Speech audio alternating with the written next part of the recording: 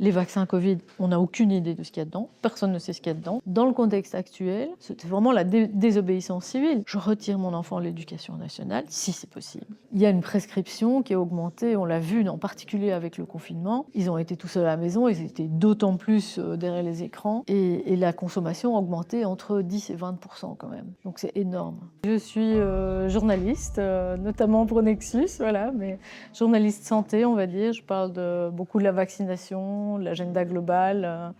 Voilà, j'ai rédigé un article pour Nexus que beaucoup de lecteurs connaissent, qui s'appelle le plan mondial de la vaccination, hein, aussi surnommé la prophétie Nexus. J'ai aussi ma lettre personnelle qui s'appelle la lettre de Senta sur Substack.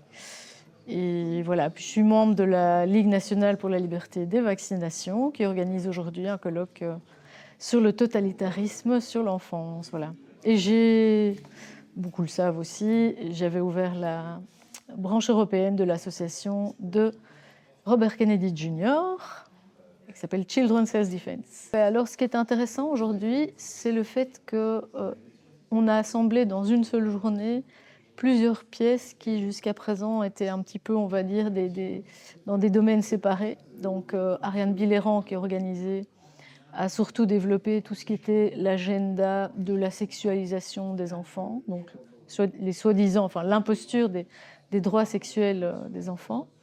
Moi, j'ai l'habitude de parler de la vaccination, j'ai aussi l'habitude de parler de l'autisme, et donc ma conférence portait plus sur la santé mentale. Et en fait, on voit qu'il y a des points communs entre ces trois agendas, entre guillemets, de la santé globale, la santé mentale, et la santé sexuelle, et qui sont vraiment tous les trois mis en œuvre, on va dire, avec des stratégies tout à fait identiques par l'OMS, les organisations onusiennes, malheureusement d'une manière qui s'avère être totalitaire, donc qui répond en fait à l'agenda du Forum économique mondial, qu'on peut tout à fait découvrir, qui est cet agenda sur leur site, qui est cet agenda transhumaniste, on va dire, qui est d'inspiration transhumaniste, eugéniste, totalitaire. Et donc, on voit vraiment, c'était très intéressant les discussions que j'ai pu avoir avec Ariane, on voit vraiment comme les procédés et les objectifs se recoupent. Et par exemple, une chose qui est frappante, dans chaque plan santé, édicté, parce que je dis bien édicté par l'OMS, puisqu'aujourd'hui, c'est une autre chose dont je parle parfois, et c'est le fait que l'OMS s'apprête à, entre guillemets, prendre une position de gouvernement mondial. Il y a vraiment une attaque sur la souveraineté des États qui s'est faite avec la pandémie, l'urgence sanitaire. Mais donc, on voit que leur objectif premier dans tous les plans santé, c'est toujours renforcer le leadership. Donc là, on voit qu'il y a vraiment ce lien de prise de contrôle, c'est la surveillance, le leadership, tester, screener, identifier, étiqueter les gens, et ensuite, derrière, envoyer des protocoles de traitement, un volet, on va dire, de propagande, d'éducation, etc. Et c'est la même chose, on va dire, c'est le même programme et le même ensemble de procédés qui sont appliqués dans ces différents domaines.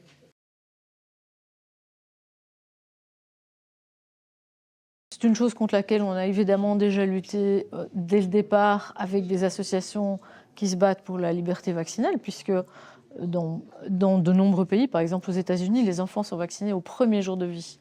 Dans certains pays européens aussi, et en particulier avec un vaccin qui n'a aucun intérêt pour l'enfant, par exemple le vaccin hépatite B. Donc la justification, elle est zéro.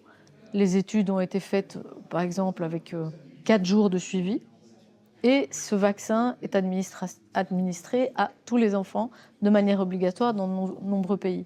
Donc là, on voit déjà qu'à la base, on lutte contre une mainmise de l'État. Il y a aussi pour moi une forme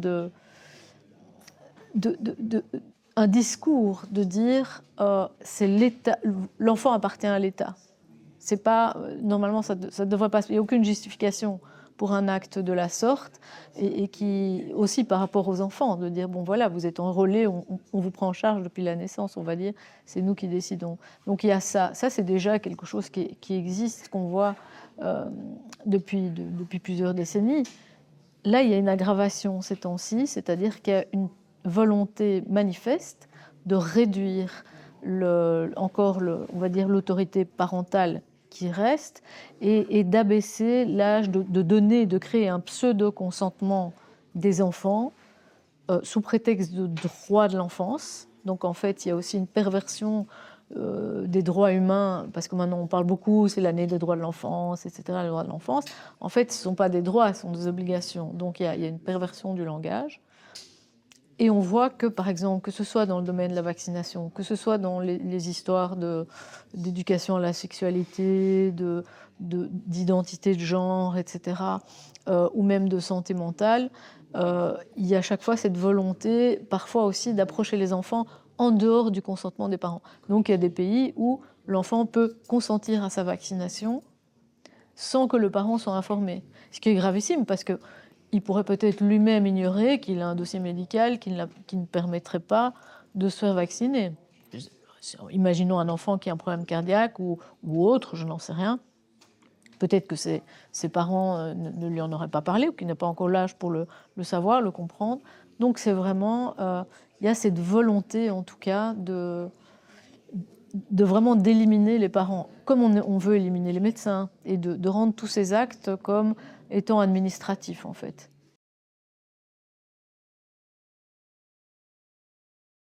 Ah, ça, c'est la partie d'Ariane Biléran.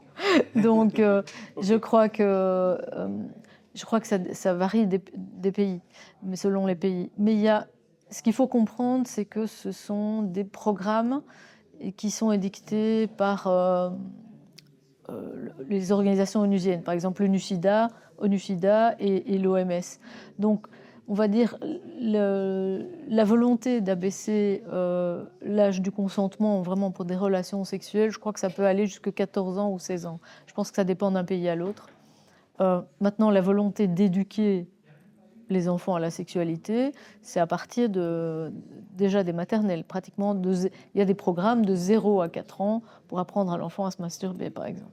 Donc, c'est vraiment une effraction qui vient aussi, comme avec la vaccination, déjà dès la naissance, c'est-à-dire qu'on entre dans l'espace corporel de l'enfant et dans son espace psychique aussi.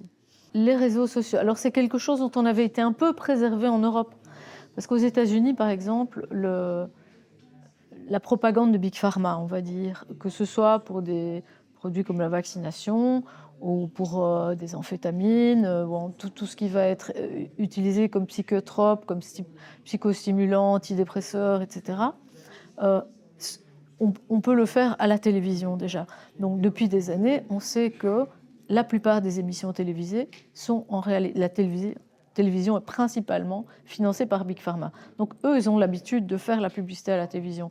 Ils la font donc aussi sur les réseaux sociaux, TikTok, Instagram, etc.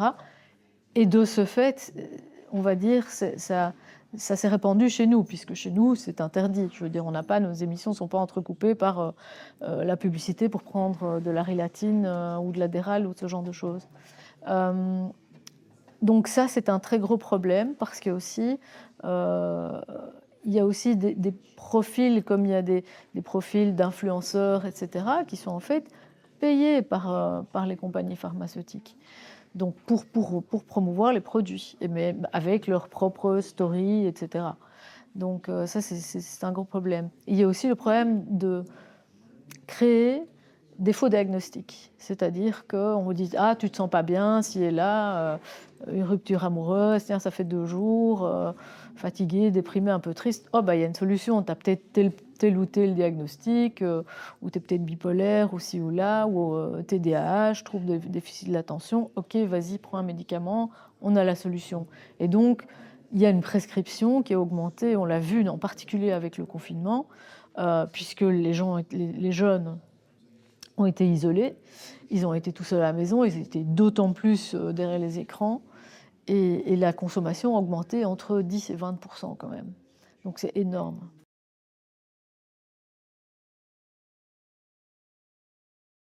On voit directement qu'en fait, tout le gouvernement français, et pas que le gouvernement français, les autres gouvernements européens, appliquent tout simplement un programme international qui est toujours ce programme onusien, on va dire, édicté par le Forum économique mondial. Donc c'est la même chose. C'est un copier-coller, on va dire, et ça se voit dans tous les pays. Je vois ça aux Pays-Bas, je vois ça en Belgique, je vois ça dans d'autres pays. Ça se fait au même moment. On a ce narratif que les gens ont découvert avec le Covid, d'avoir tout le monde en chœur répéter la même phrase, le même. Il est évident qu'en fait, il y a une sorte de gouvernement mondial qui ne se dit pas, qui existe déjà dans les faits, sinon on n'aurait jamais pu, 169 pays n'auraient pas pu se mettre d'accord pour appliquer les mêmes politiques, sans avoir consulté, on va dire, leurs propres experts, leurs propres politiques, enfin, ministères, etc. Donc c'est clair que ce gouvernement, quelque part, existe.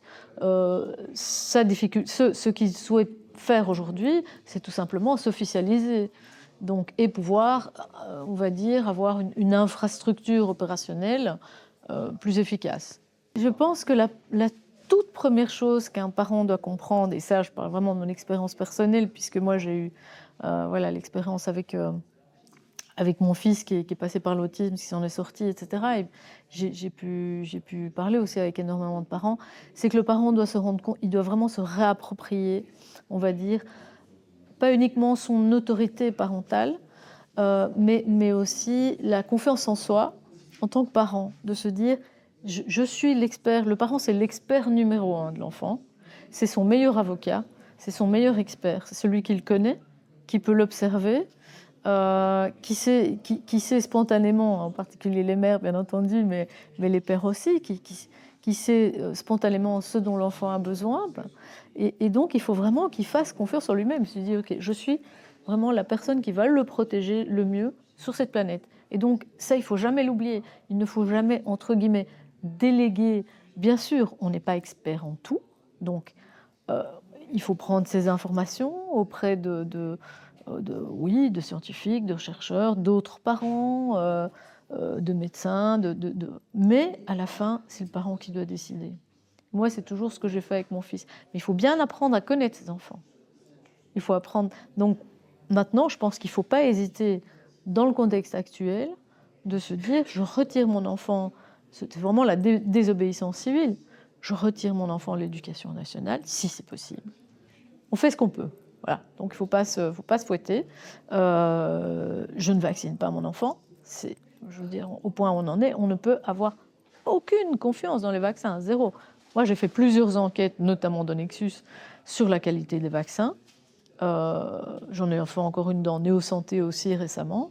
Les vaccins Covid, on n'a aucune idée de ce qu'il y a dedans. Personne ne sait ce qu'il y a dedans, donc ce n'est pas la peine même de se prendre la tête. Et les autres vaccins, les bons vieux vaccins pédiatriques, quand on a fait les enquêtes pour voir ce qu'il y avait dedans, en analysant les fioles indépendamment, on voit qu'il y a plein de crasses dedans. Parfois, il n'y a même pas les antigènes.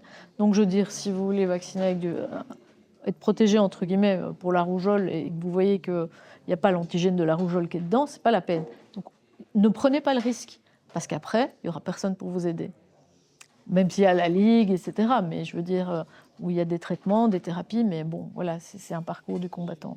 Je pense qu'aujourd'hui, il est temps de se rassembler entre parents, avec d'autres parents, il y a des associations, il faut travailler au niveau du local, voilà. Mais il ne faut pas attendre que le gouvernement fasse quelque chose, c'est clair.